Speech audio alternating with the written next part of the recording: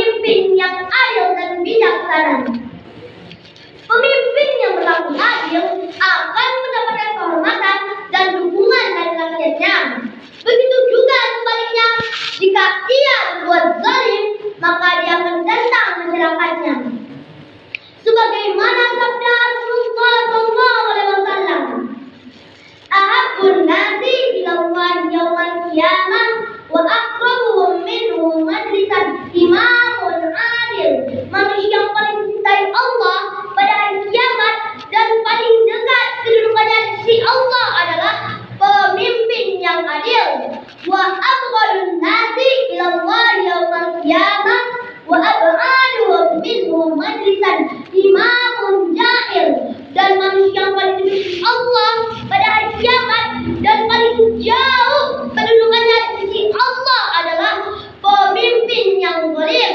Hadis riwayat Tirmizi. Dalam bahasa Minang, pemimpin yang hebat itu adalah maaf ya rangkui dalam tapuang, nan rangkui indah utui, tapuang indah terserah.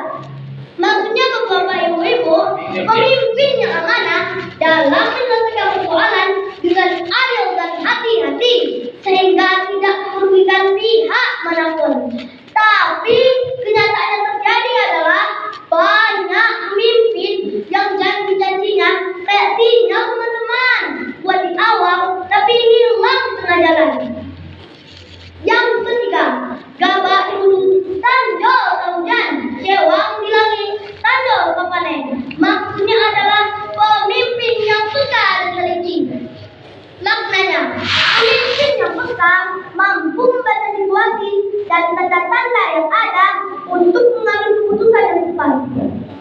Ia tahu kapan rakyatnya sedang kesulitan secara ekonomi atau timnya sedang mengalami kejenuhan. Kepekaannya membuat dia dapat mengambil tindakan yang tepat.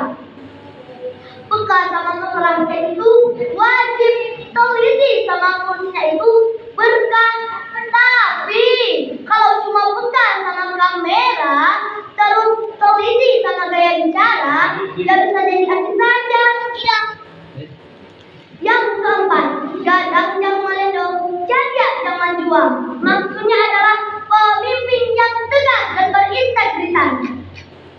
Pemimpin yang berkuasa tidak boleh sewenang-wenang, dan pemimpin yang cerdas tidak boleh menggunakan kecerdasannya untuk menipu rakyat. Yang kelima, tokoh pribadi yang baik, ketegasan dan pengaruh, memiliki ilmu dan wawasan luas.